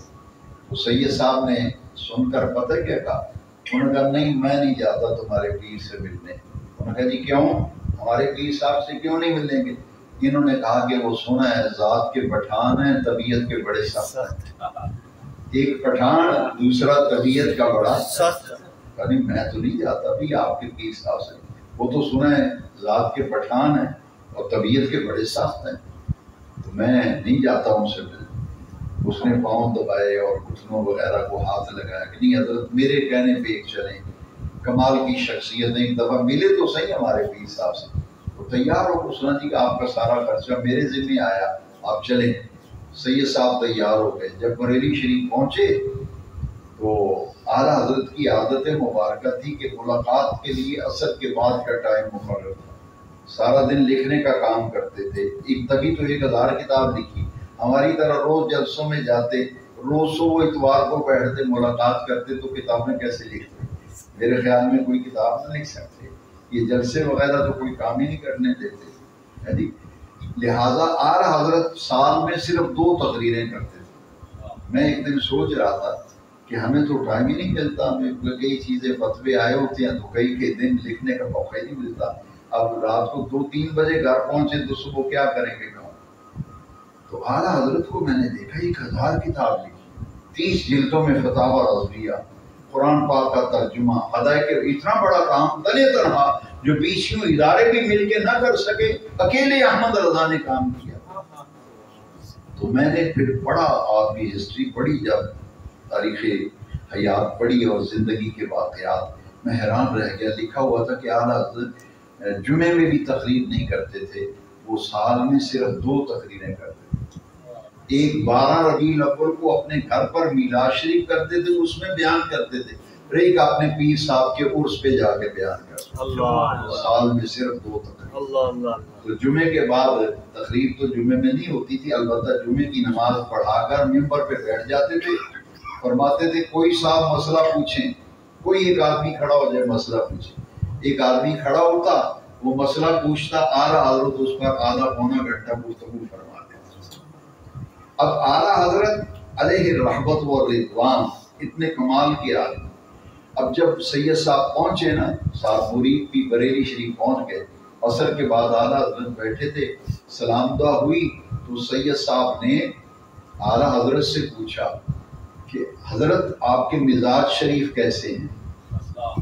حضرت آپ کے مزاج شریف کیسے ہیں؟ اعلیٰ حضرت نے فوراً کہا سید صاحب کیا بتاؤں، ذات کا پٹھان ہوں، طبیعت کا بڑا سخت ہوں۔ ذات کا طبیعت کا بڑا سخت۔ اب یہ سید ہیں، اعلیٰ پٹھان ہیں، اور سید پٹھان کے مرید ہو رہے ہیں۔ سید صاحب نے، یہ دیدار علی شاہ صاحب، دلی دروازے اندر جائیں، بڑی روحانی شخصیت۔ تو انہوں نے کہا کہ حضرت نہیں، باقی باتیں ساری بعد میں، مجھے پہلے آپ اپنا مرید کریں۔ تو سید دیدار علی شاہ صاحب اعلیٰ کے مرید ہو گئے۔ پھر ایسا فیض ملا کہ خود بھی مرید، اور حزب اللہ میں جو مزار ہے سید احمد ان کے بیٹوں کا، وہ بھی اعلیٰ کے مرید بھی اور شاگرد بھی اور خلیفہ بھی، اور یہ اعلیٰ کے مرید ہوئے، پھر اعلیٰ کے خلیفہ بھی ہوئے۔ ان کی روحانیت کا یہ عالم تھا۔ امام احمد رضا خان فاضل بریلوی علیہ رحمہ، اور مدینہ حضور کی ذات سے تو اتنا عشق تھا نا، وقت نہیں ورنہ آپ کا کلام جو ہے اس پر میں تبصرہ کرتا ہوں، لیکن ایک بات میں ضرور عرض کروں گا کہ جس شخصیت میں مدینہ شریف کا اتنا احترام ہے، وہ چیز جس کی نسبت مدینہ طیبہ سے ہو جائے اس کا اتنا احترام ہے تو حضور کا کتنا احترام ہوگا۔ اعلیٰ حضرت حج کرنے گئے نا، آپ کے چھوٹے بھائی تھے مولانا حسن رضا خان، وہ بھی بڑے اونچے درجے کے شاعر تھے، اس سفر حج میں وہ بھی ساتھ تھے۔ تو اعلیٰ حضرت مدینہ شریف ننگے پاؤں چل رہے تھے تو پاؤں میں کانٹا چبھ گیا، جیسے ہی کانٹا چبھا اعلیٰ حضرت نے کانٹا نکالا، اسے چوما، چوم کر اپنی آنکھوں پہ رکھا اور پھر اس کانٹے کی نوک پکڑ کے دل پہ رکھا۔ تو استاد زمن مولانا حسن رضا دیکھ رہے تھے کہ بھائی صاحب کے پاؤں میں کانٹا چبھا، انہوں نے کانٹا نکالا، چوما، آنکھوں پہ رکھا اور نوک دل پہ رکھ لی ہے۔ تو کمرے میں جا کے نا کاغذ قلم کرتاس و قلم پکڑا اور تاریخی کلام لکھا، بھائی جان نے جو کچھ کیا نا اس کا عکاسی کی اور منظر کشی۔ تو استاد زمن لکھتے ہیں کہ گویا کہ بھائی جان کہہ رہے ہیں اے خارے صحرائے نبی، خار کنڈے کو کہتے ہیں کانٹے کو، اے خارے صحرائے نبی پاؤں سے تیرا کیا کام، آ میری جان میرے دل میں ہے رستہ دے۔ اچھا، جو کانٹے کو جو مدینہ طیبہ کا کانٹا ہے اسے میری جان کہہ کے بلا رہے ہیں، آ میری جان میرے دل میں ہے رستہ۔ پاؤں میں چبھنا ہے، تو مدینے کا کانٹا ہے، تو میری جان ہے۔ اگر چبھنا تھا تو احمد رضا کے دل میں آ کے چبھتا۔ اگر مدینہ طیبہ کا نسبت والا کانٹا اس کا اتنا احترام احمد رضا کر رہے ہیں تو اندازہ فرمائیں ذات پاک مصطفیٰ کا کتنا احسان۔ اعلیٰ حضرت کو جب جاگتے ہوئے میرے نبی پاک کا دیدار ہوا، یہ ان کے کلام میں سے ایک بڑا منتخب شعر ہے جو میں آپ کو سنانا چاہتا ہوں۔ انہوں نے اعلیٰ حضرت کو جب جاگتے ہوئے حضور کی زیارت، بعض نعت خواں پڑھتے ہیں انہیں جانا، انہیں نہیں، اعلیٰ حضرت کو تو دیدار ہو رہا تھا نا، اس لیے حضور کی طرف اشارہ کر کے کہتے انہیں جانا انہیں مانا، انہیں جانا انہیں مانا، نہ رکھا غیر سے کام، للہ الحمد میں دنیا سے مسلمان۔ حضور سے محبت کرنا، اللہ اکبر۔ ابھی عزیز محمد شفیق قادری صاحب نے آج کلام بھی پڑھا، سب سے اعلیٰ و اعلیٰ ہمارا نبی، سب سے بالا و اعلیٰ ہمارا نبی۔ تو اعلیٰ حضرت کے جس کلام کو آپ دیکھیں گے اس کلام سے محبت رسول کی خوشبو آئے گی۔ اور ایک کلام ایسا ہے حمد باری تعالیٰ۔ اعلیٰ حضرت کے پاس ایک شاعر آیا، اس نے کہا آپ نے نعتیں تو بہت لکھی ہیں مگر حمد نہیں لکھی، اللہ کی حمد بھی ہونی چاہیے۔ تو اعلیٰ حضرت نے فرمایا لائیے ہمارا کیا جاتا ہے، کاغذ قلم لے آؤ ہم ابھی لکھ دیتے ہیں۔ اب اعلیٰ حضرت نے جب حمد باری تعالیٰ لکھی، ابھی تک بر صغیر میں اس پائے کی حمد کوئی شاعر لکھ ہی نہیں سکا، اردو کا کوئی شاعر نہیں لکھ سکا جتنی بھی حمد باری تعالیٰ۔ میں جب اسکول میں پڑھتا تھا، غالباً تیسری چوتھی کلاس میں ہوں گا، تو ہمیں اسماعیل میٹھی کا ایک حمد باری تعالیٰ پڑھائی جاتی تھی۔ میری عمر کے جو لوگ بیٹھے ہیں، 64 سال میری عمر ہو گئی، میری عمر کے جو لوگ ہیں انہیں پتہ ہے اسکول میں اس زمانے میں ہمیں ایک حمد پڑھائی جاتی تھی، رب کا شکر ادا کر بھائی جس نے ہماری گائے بنائی۔ بھائی اللہ کی حمد ہو رہی تھی، جی اللہ کی کیا ہو رہی ہے، رب کا شکر ادا کر بھائی جس نے ہماری گائے بنائی۔ ہمارے ٹیچر تھے، وہ سوٹی پکڑ کے نا دیوار کے ساتھ ہمیں سب کو اسٹوڈنٹس کو کھڑا کر اونچی آواز میں پڑھو، رب کا شکر ادا کر بھائی جس نے ہماری، یہ اللہ کا تعارف کرایا جا رہا ہے، حمد ہو رہی کہ رب وہ ہے جس نے گائے بنائی ہے۔ ہمارے ایک استاد تھے، وہ کہتے تھے بیل کہے گا میرا کیا قصور ہے، مجھے بھی تو رب نے بنایا، میرا نام کیوں لیا۔ مگر سنیے جس امام کی یاد میں اور آپ بیٹھے ہیں، حضرت سیدنا داتا گنج بخش شریف بن عثمان الجویری کے عرس کے موقع پر، آج ان کے عرس کا پہلا دن ہے، ان کے جوار میں بیٹھ کے ہم اس امام کا ذکر کر رہے ہیں جس نے ہمیں آ کے ولیوں کا ادب بتایا، جس نے عقیدے کا تحفظ کیا۔ اب اعلیٰ حضرت سے کہا گیا کہ حمد لکھیں، بڑی بڑی حمدیں لکھیں گی. رب ہے جس نے سورج بنایا، رب ہے جس نے ستارے بنائے. لیکن اعلیٰ حضرت کیا کہتے ہیں سنیے ذرا، اور بڑے دل پہ توجہ دیجیے. جو اعلیٰ حضرت نے لکھا ہے کہ وہی رب ہے، وہی رب ہے، وہی رب ہے جس نے تجھ کو ہما تن کرم بنایا. سبحان اللہ، یا رسول اللہ، وہی رب ہے جس نے تجھ کو ہما تن کرم بنایا، ہمیں بھیک مانگنے کو تیرا آسان بتایا. سبحان اللہ، ہمیں بھیک مانگنے کو تیرا آسان بتایا. یہی بولے سدرا والے چمن جہاں کے تھالے، سبھی میں نے چھان ڈالے، تیرے پائے کا نہ پایا، تجھے ایک نے ایک بنایا. تجھے حمد ہے خدایا، تجھے حمد ہے، سبحان اللہ، تجھے ایک نے ایک بنایا. یہ نقطہ ہے. گائے کے برابر ہوا اور اس جیسی شکل و صورت والی گائے ہو جائے گی. بندے کی بندے سے شکل ملتی ہے بعض اوقات. مدینہ شریف میں گیا تو مجھے ایک دوست تھا، مجھے شک پڑا کہ وہ ہے، بالکل اسی طرح چلتا تھا، چہرہ مورا اسی طرح. میں جب سامنے سلام لینے کے لیے گیا تو میں نے کہا نہیں بھائی یہ تو اور آدمی، بالکل ہم شکل کئی لوگ ہوتے ہیں، ٹھیک ہے، لیکن ہمارا ایمان ہے تجھے ایک نے ایک بنایا. حضور جیسا کائنات میں دوسرا رب نے بنایا ہی نہیں، بنایا ہی.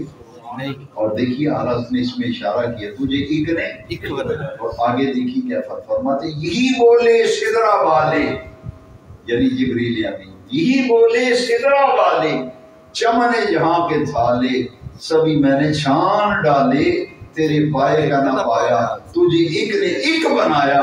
تجھے حمد ہے خدایا، تجھے حمد ہے. سبحان اللہ، حمد باری تعالیٰ بھی بے مثال، نعتیہ کلام بھی بے مثال. اس لیے اعلیٰ کا کلام سمجھنے کے لیے بھی استاذ کی ضرورت ہے.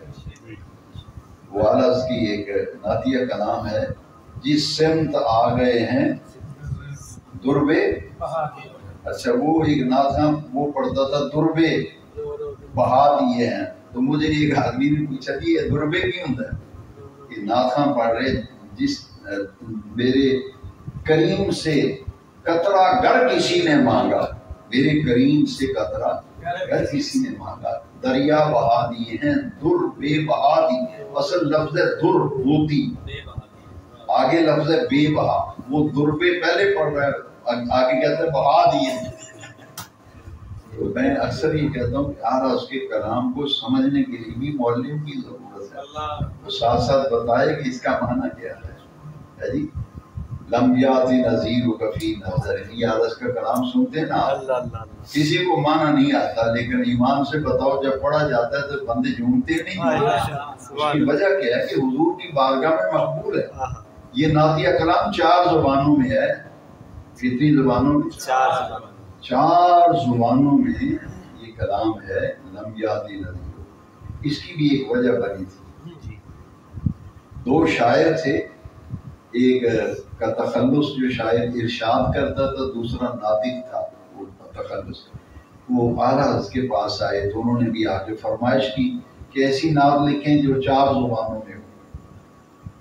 تو اعلیٰ نے 4 زبانوں میں نعت شریف لکھی. اس کا مقطع بڑا پیارا ہے جس میں ارشاد کا بھی نام آیا اور ناطق کا بھی. فرماتے بس خامائے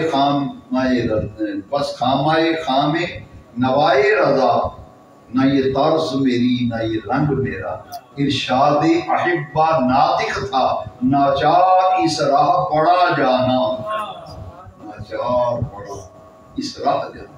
ارشاد اور ناطق انہوں نے کہا کہ 4 زبانوں میں تک. تو اعلیٰ کا یہ نعتیہ کلام 4 زبانوں میں مشتمل. اور اپنے آپ کو اعلیٰ حضرت دیکھیں نا، اب عاجزی کی ساری ختم ہو گئی، ہمارے اندر اب تکبر غرور آ گیا. اعلیٰ حضرت اپنے آپ کو کیا کہتے ہیں؟ جب مدینہ شریف گئے نا، کمال عاجزی اپنے آپ کو کہتے ہیں. اعلیٰ حضرت سرکار کی بارگاہ، نبی پاک کی بارگاہ میں عرض کرتے ہیں اے میرے آقا، چور سہی، بد سہی، مجرم و ناکارہ سہی. کوئی کہتا ہے اپنے آپ کو، کہے گا میں تو بڑا پارسا ہوں، تو میں تو بڑا نیک آدمی ہوں، میں سورہ یاسین، ایک بابا تھا وہ روزانہ مجھے میں 5 دفعہ سورہ یاسین پڑھ کے آئے. میں 6 تسبیحیں درود شریف کا پڑھ کے ہیں. میں نے کہا بابا جی بتاتے نہیں، پڑھ کے ہیں تو بس اپنے تک رکھیں. اس کا تعلق آپ کی ذات کے ساتھ. آپ کے پڑھنے سے دوسرے کو تو کوئی فائدہ نہیں. آپ پڑھیں ٹھیک ہے، مگر اعلیٰ حضرت دیکھیے عاجزی پیش کرتے ہیں سرکار کی بارگاہ میں، کس طرح نیاز مندی عرض کرتے ہیں. چور صحیح، بد صحیح، مجرم اور ناکارہ صحیح ہے، کیسا ہی صحیح ہے تو کریمہ تیرا.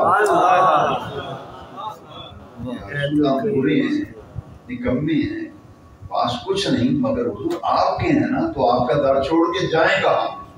تو یہ عاجزی کے ساتھ میرے اعلیٰ کی عاجزی اللہ کے پیارے محبوب کو اتنی پسند آئی کہ جاگتے ہوئے حضور کی زیارت مواجہ شریف پر امام احمد رضا جاگتے ہوئے جب دیدار ہوا نا، تو میرے امام فرماتے ہیں پیش نظر وہ نوبہار، پیش نظر وہ نوبہار، سجدے کو ہے دل بے قرار، ہاں روکیے سر کو روکیے یہی امتحان ہے. حضرات اعلیٰ حضرت کے فضائل تو اتنے وہ تو ختم نہیں ہوں. آپ بلا لیں کسی خطیب کو، اعلیٰ حضرت پہ 10 منٹ نہیں تقریر کر سکے گا. جی آپ پڑھتے ہی لوگ اعلیٰ حضرت کو پڑھتے ہی نہیں. تو آپ مجھے ساری رات بھی کہیں تو رات ساری ختم ہو جائے گی. تو الحمدللہ میں صرف یہ کہ موالات پہ بات کروں گا. سبحان اللہ سبحان اللہ. جی لیکن میں اب ختم کرنا چاہتا ہوں. میں نے بڑا اپنی طبیعت پہ کنٹرول کیا کہ اعلیٰ حضرت کے ایسے ایسے باتیں میرے سامنے آ رہی ہیں. دل تو چاہتا ہے کہ سبھی عرض کی جائیں، مگر حضرت داتا گنج بخش علی بن عثمان الحجویری رضی اللہ عنہ آپ کا عرس ہے، ان کا ذکر نہ کیا جائے تو شاید ہماری جو محفل ہے اس کی قبولیت پوری طرح سے نہ ہو. کہ اس ہستی پاک کا ذکر کیوں نہیں کیا جن کی وجہ سے پورا پنجاب جو ہے اس میں دین اسلام کی بہاریں ہیں. ڈاکٹر اقبال نے بھی کہا خاک پنجاب از دمے وہ زندہ گشت، اس کی سرزمین تو داتا صاحب کے قدموں کی برکت سے. میں آپ کے فضائل و مناقب کیا بیان کر سکتا ہوں، اور آپ کے واقعات زندگی کے بہت کم ملتے ہیں. شاید آپ نے علماء سے بھی سنا ہو، اور جو ریسرچ اسکالر ہیں وہ بھی کہتے ہیں کہ اعلیٰ حضرت امام احمد رضا پہ جب ریسرچ کرتے ہیں تو میں نے کہا داتا صاحب پہ بھی کچھ لکھی ہے. انہوں نے کہا کہ داتا صاحب کے واقعات ملتے بہت کم ہیں، بہت کم واقعات ملتے، لیکن جو ملتے ہیں ان سے معلوم ہوتا ہے کہ آپ کا مقام کیا ہے. ایک صدری روایت پہلے میں عرض کروں. ہمیں داتا صاحب کے مقام و مرتبہ کا صحیح ادراک نہیں. یہ صدری روایت ہے جو سینہ بسینہ اولیاء میں چلی آ رہی ہے کہ حضرت غوث العظم شہنشاہ بغداد پیران پیر دستگیر سید عبد القادر جیلانی رضی اللہ عنہ آپ نے فرمایا اگر میں علی بن عثمان حجویری کے زمانے میں ہوتا تو ان کا مرید ہو جاتا. میں نے علامہ الہی بخش صاحب رحمۃ اللہ علیہ سے بارہا یہ سنا. میں نے ان سے سوال کیا تھا کہ اس کا کوئی ریفرنس کس کتاب ہے. فرمایا یہ صدری روایت ہے جو سینہ بسینہ صوفیاء اور اولیاء میں چلی آ رہی ہے. اور ایک حضرت داتا صاحب کی زندہ کرامت جو ہے نا، بہت سی کرامتیں ہیں. دودھ کی کرامت آپ نے سنی ہے، لیکن جو اصل میں یہ سمجھتا ہوں کہ حضرت خواجہ غریب نواز معین الدین اجمیری جیسی شخصیت جو عطائے رسول فی الہند ہیں، خواجہ خواجگان ہیں، وہ داتا صاحب کے قدموں میں آج بھی حجرہ اعتکاف موجود ہے. اس حجرے میں 40 دن آپ نے اعتکاف کیا تھا، چلہ کشی کی تھی. اور لوگ پوچھتے ہیں کہ مزارات پہ کیا لینے جاتے ہو، کیا ملتا ہے. میں نے کہا پوچھنا ہے تو غریب نواز معین الدین اجمیری سے پوچھو. تو دادا صاحب کی قبر کی طرف 40 دن چلہ کشی کے بعد جب جانے لگے نا، داتا کے مزار کی طرف اشارہ کر کے کہا گنج بخشے مظہر نور خدا نام سارا پیر کامل آتا. یہ داتا کی نگری ہے جی. راوی کے کنارے آئے تھے اس زمانے میں. میں اس پر ختم کرتا ہوں ایک واقعہ جس سے میں خود بڑا لطف اندوز ہوا اور مجھے اس کا روحانی فائدہ ملا. میں بیان نہیں کرتا. مجھے خود ایک دوست نے کہا کہ یہ فلاں کلپ ہے فلاں کلپ ہے، اس میں یہ بات ہے. میں نے کہا میری زبان سے سنا تو بات کریں. ابھی بھی اندر بیٹھ کے میں یہی دوستوں کو کہہ رہا تھا کہ اگر میری زبان سے کوئی کوئی تحریر ہے تو پھر لے آئیں، لیکن اگر کوئی آدمی میرے ریفرنس سے کوئی واقعہ سناتا ہے تو اس کا میں ذمہ دار نہیں۔ میں کبھی اس طرح کی بات غیر ذمہ داری کی کرتا ہی نہیں، آپ کو بھی نہیں سناؤں گا، لیکن جتنی سنانے والی ہے اتنی ضرور۔ میں داتا صاحب رحمۃ اللہ علیہ کشف المحجوب شریف کا مطالعہ کرتا ہوں۔ بزرگوں نے لکھا ہے جس کو پیر کامل کی تلاش ہو پیر نہ ملے نا، پیروں کو دیکھتا ہے دل مطمئن نہیں ہوتا۔ وہ فرماتے ہیں کشف المحجوب شریف کا مطالعہ کیا کرے، پڑھا کرے، اس کو پیر کامل مل جائے، اس کی برکت سے مل جائے۔ میں نے داتا صاحب کے احوال میں پڑھا کہ آپ دمشق زیارات کے لیے گئے نا، حضرت داتا گنج بخش علی بن عثمان رضی اللہ، سید حجویر مخدوم مرکز پیر سید راہ، جب گئے تو انہوں نے رات بسر کی حضرت بلال کے روزے پہ، سیدنا بلال حبشی رضی اللہ، ان کے مزار شریف کے اندر جہاں مزار شریف ہے وہاں رات کو سوئے حضرت داتا گنج بخش۔ فرماتے ہیں رات میں نے وہاں گزاری، میں وہاں آنکھ لگی تو مجھے خواب میں نبی کریم علیہ السلام کی زیارت ہوئی۔ داتا صاحب نے حضور کی زیارت ہوئی، میں نے دیکھا نبی کریم علیہ السلام مسجد حرام میں تشریف لا رہے ہیں، مسجد مکہ شریف میں، حرم شریف میں، خانہ کعبے کے حرم میں داخل ہو رہے ہیں۔ حضور نے اپنی آغوش میں ایک نحیف اور کمزور جسم کا بزرگ آدمی ہے، زیادہ عمر کے، بہت نحیف ہیں، کمزور ہیں، نورانی چہرہ ہے، اور نبی پاک نے انہیں اپنی آغوش میں لیا ہوا ہے، اور آغوش میں لے کر حضور مسجد حرام میں آ رہے ہیں۔ زیارت ہوئی نبی کریم علیہ السلام، تو انہوں نے خواب میں حضور سے پوچھا یا رسول اللہ صلی اللہ علیہ وسلم، داتا صاحب پوچھتے ہیں نبی پاک سے، یہ کون خوش نصیب بزرگ ہے جس کو اپنی آغوش میں لیا ہوا ہے؟ نبی پاک نے فرمایا، اے علی حجویری، یہ میری امت کا امام ابو حنیفہ ہے، میری امت کا امام ابو حنیفہ۔ یہ خواب لکھ کے نا آگے داتا صاحب لکھتے ہیں کہ الحمدللہ میں پہلے ہی حنفی المذہب ہوں، لیکن اس خواب کو دیکھنے کے بعد میرا پختہ تصور و تیقن ہو گیا کہ نبی کریم علیہ السلام کی نظر رحمت حنفی مذہب پر، اور مجھے بھی شوق ہوا کہ داتا صاحب گئے ہیں حضرت بلال کے روزے پہ تو کتنا کرم ہوا ہے، میں بھی ایک تمنا اور ایک شوق میرے دل کے اندر بچلنے لگا کہ کون سا وہ وقت آئے کہ میں بھی ملک شام زیارات پہ جاؤں اور دمشق جاؤں اور حضرت سیدنا بلال کے روزے پہ جاؤں۔ یہی تمنا لے کے میں الحمدللہ اللہ نے کرم کیا کہ اس تمنا کے ایک سال بعد وہ وقت آیا کہ میں ملک شام زیارات کے لیے گیا، اور حضرت سیدنا بلال حبشی رضی اللہ عنہ کے مزار شریف پر میں نے حاضری دی۔ کچھ سیڑھیاں اتر کر، نیچے مزار شریف ہے، سیڑھیاں اتر کر جانا پڑتا ہے، اور آپ کی قبر انور، مزار پرانوار، بہت روحانیت و نورانیت، اور ایسے جیسے لائن لگی ہوتی ہے مزار شریف پہ جانے کے لیے، لائن میں لگنا پڑتا ہے، رش ہوتا ہے، لوگ دعائیں مانگتے ہیں، اور ایسا سکون ملتا ہے کہ وہاں جا کے بھی مجھے داتا صاحب کا خواب یاد آ گیا۔ میں نے دعا کی کہ یا رسول اللہ صلی اللہ علیہ وسلم، جس طرح حضرت بلال حبشی کے مزار پہ داتا صاحب آئے، آپ نے کرم کیا، حضور کی ساری امت پر اسی طرح نگاہ لطف، حضور کی ساری امت پر کرم کی، تو یہ ایسے مقبولان بارگاہ ہیں کہ جن کا فیض آج بھی جاری و ساری ہے۔ باقی ڈاکٹر اقبال نے جو کچھ داتا صاحب کی قبر سے فیض پایا وہ ایک الگ داستان ہے۔ ایک کتاب ملتی ہے مارکیٹ میں، حیات گنج بخش بعد از وصال، حیات گنج بخش بعد از وصال، کہ ان کے وصال کے بعد جو ان کی قبر کی برزخی زندگی ہے، اس میں کس عظیم روحانی شخصیت نے فائدہ اٹھایا، اس کتاب کے اندر سارا ہے۔ ڈاکٹر اقبال نے جو فیض لیا ہے نا، وہ اس کتاب کے اندر آپ پڑھیں گے تو آپ کو علم ہوگا۔ وآخر دعوانا ان الحمد للہ رب العالمین۔